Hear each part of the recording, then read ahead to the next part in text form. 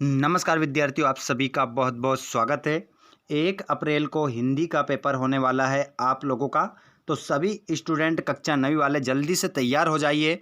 अगर पूरा का पूरा पेपर 75 नंबर का छाप के आना है तो इस वीडियो को आपको लास्ट तक देखना पड़ेगा, क्योंकि यहाँ पर मैं आपको पेपर बताने वाला हूँ जिसमें प्रश्न नंबर 1 से लेकर 23 तक सभी प्रश्नों के उत्तर भी आपको देखने को मिलेंगे। चलिए, तो मध्य प्रदेश बोर्ड की होने वाली वार्षिक परीक्षा कक्षा 9वीं का पेपर हिंदी का पूरा पेपर का सॉल्यूशन हम यहाँ पर देखेंगे। पूरा क्वेश्चन पेपर का सॉल्यूशन रहेगा। जो दोस्त चैनल पर पहली बार आए हैं, चैनल को सब्सक्राइब जरूर करिएगा। अगर चैनल पर पहली बार आए हो तो सब्सक्राइब करने के बाद घंटी बटन को भी दबाना है ताकि आपको नोटिफिकेशन मिल सके। पहला क्वेश्चन आप देखेंगे, रस खान किस काल के कवि है? तो यहाँ पर आपका करेक्ट आंसर हो जाएगा रस खान जो है वो भक्ति काल के कवि है। रस युक्त वाक्य ही काव्य है, ये कथन किसका है? तो ये कथन रस युक्त वाक्य ही काव्य है, ये कथन जो है आचार्य विश्वनाथ का है। लगा लीजिएगा, आचार्य विश्वनाथ। मेरे संग की औरतें मृदुला गर्ग द्वारा रचित क्या है? तो मेरे संग की औरतें क्या है? संस्मरण है। पंचवटी में कौन सा समास है? तो पंचवटी में द्विगु समास आपका सही उत्तर हो जाएगा। अगला प्रश्न देखेंगे, रेणु की स्कूल की बस जब लेने नहीं आई तो वे कितने किलोमीटर पैदल गई? तो यहाँ पर आपका हो जाएगा दो करेक्ट आंसर यहाँ पर हो जाएगा। रामधन अवतार, तो यहाँ पर रामधन अवतार को मिलाएंगे तो रामा अवतार आपका मिलेगा। अगला प्रश्न आप देखेंगे, रिक्त स्थान की पूर्ति कीजिए। रिक्त स्थान की पूर्ति करना है। तो स्टूडेंट्स, रस खान के भक्त थे। तो रस खान के भक्त थे किसके? तो रस खान भगवान श्री कृष्ण के भक्त थे। केदी और कोकिला की रचना है। तो केदी और कोकिला जो रचना है माखनलाल चतुर्वेदी की रचना है। ये क्वेश्चन जो है पेपर में छपने वाले क्वेश्चन है स्टूडेंट्स। यदि आपने इन प्रश्नों को अभी तक नहीं पढ़ा है तो इनको जरूर लगा लीजिएगा और इनके सभी उत्तर आपको याद होना चाहिए, क्योंकि 1 अप्रैल को पूरा का पूरा पेपर आपका छपेगा। अगर आप इन क्वेश्चनों को भी याद नहीं करते हैं तो फिर आप जानो उसका क्या होगा। रात का पर्यायवाची शब्द क्या होगा? तो निशा हो जाएगा। निशा रात का पर्यायवाची शब्द हो जाएगा। करुण रस का स्थायी भाव है। तो करुण रस का स्थायी भाव जो है वो शोक हो जाएगा। हिंदी साहित्य का स्वर्ण युग है। तो हिंदी साहित्य का जो स्वर्ण युग माना जाता है वो भक्ति काल को माना जाता है। संधि के भेद होते हैं। तो आप सभी जानते हैं संधि कितने प्रकार की होती है? 3 प्रकार की होती है। या तो प्रकार पूछ ले या भेद पूछ ले, बात एक है। सही जोड़ी बनाइए। सही जोड़ी बनाना है तो यहाँ पर सही जोड़ी आप बनाएंगे तो मैं बता देता हूँ। कोल्हू का बेल, कोल्हू का बेल मतलब कठिन परिश्रमी। ग्राम श्री, ग्राम की लक्ष्मी। रामायण अवधी भाषा में लिखा गया है। रीढ़ की हड्डी, तो इसको आप मिलाओगे जगदीश चंद्र माथुर से। रामचरितमानस, रामचरितमानस जो है ये महाकाव्य है।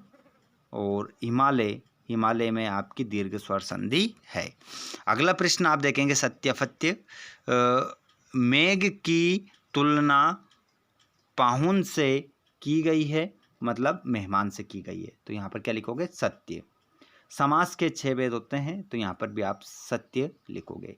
रस खान का वास्तविक नाम सैयद इब्राहिम है, सत्य। ग्रीष्म ऋतु में चारों ओर हरियाली छा जाती है, ये असत्य है। रौद्र रस का स्थायी भाव रति है, ये भी असत्य हो जाएगा, क्योंकि रौद्र रस का स्थायी भाव कुछ और होता है। तो आप सभी स्टूडेंट मुझे बताएंगे रौद्र रस का स्थायी भाव क्या होता है। देखना चाहूँगा मैं कितने स्टूडेंट्स इसका जवाब देंगे। और साथ ही साथ आप इस वीडियो को कौन से ज़िले से देख रहे हैं कमेंट बॉक्स में ज़रूर बताइएगा। इंद्रधनुष में 8 रंग होते हैं। तो इंद्रधनुष में कितने रंग होते हैं? 8 रंग होते हैं। यहाँ पर आपका ये क्वेश्चन का जवाब भी मुझे आप बताइए, क्या ये बात सही है या असत्य है? सत्य आएगा या असत्य आएगा? ये 2 क्वेश्चन के जवाब मैंने आपसे पूछे हैं। प्रत्येक स्टूडेंट के जवाब आना चाहिए और सभी कमेंट बॉक्स में बताएंगे। इस जल प्रलय में नामक पाठ के लेखक कौन है? तो यहाँ पर इस जल प्रलय में इस पाठ को लिखने वाले कौन है? फणीश्वरनाथ रेणु आप इसमें लिखेंगे, क्या लिखेंगे? फणीश्वरनाथ रेणु। आपका पहला पार्ट है कृतिका का। सारे राजेंद्र नगर में कौन सी ध्वनि गूंज रही थी? पानी कहाँ तक आया, पानी कहाँ तक आया। देवालय शब्द का संधि विच्छेद होगा, तो इसका संधि विच्छेद होगा देवधन आलय। क्या होगा? देवधन आलय, इसका संधि विच्छेद हो जाएगा। जगदीश में कौन सी संधि है? तो इसमें जो संधि है वो व्यंजन संधि हो जाएगी, व्यंजन है ना, व्यंजन लिखिएगा। और छायावाद के प्रमुख कवियों के नाम लिखिए।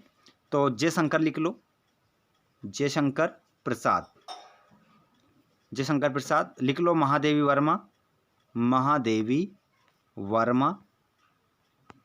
जिसके बाद में सुमित्रा नंदन पंत, सुमित्रा नंदन पंत और सूर्यकांत त्रिपाठी निराला। गद्य की 3 विधाओं के नाम लिखिए। तो गद्य की 3 विधाओं के नाम हो जाएगा, तो इसमें आपका हो जाएगा नाटक,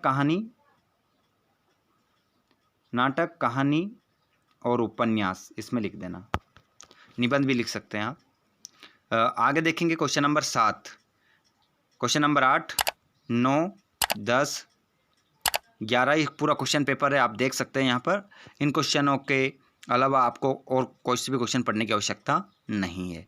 ये क्वेश्चन है जो 1 अप्रैल को आपको यहाँ पर देखने को मिलेंगे। काम तमाम करना, ये मुहावरे भी है। यहाँ पर आपको संदर्भ प्रसंग करना है, देख सकते हैं आप। पूरा ब्लूप्रिंट के अकॉर्डिंग पूरा क्वेश्चन पेपर है आपका, पूरा अच्छे से लिखिएगा। अगर 6 से लेकर 23 तक आपको कोई से भी प्रश्न का उत्तर चाहिए तो कमेंट बॉक्स में बता देना, ठीक है। ये हो चुका है आपका निबंध, किसी एक विषय पर निबंध लिखिए। चारों पर मत लिख देना, इन 4 में से किसी एक पर लिखना है, ठीक है।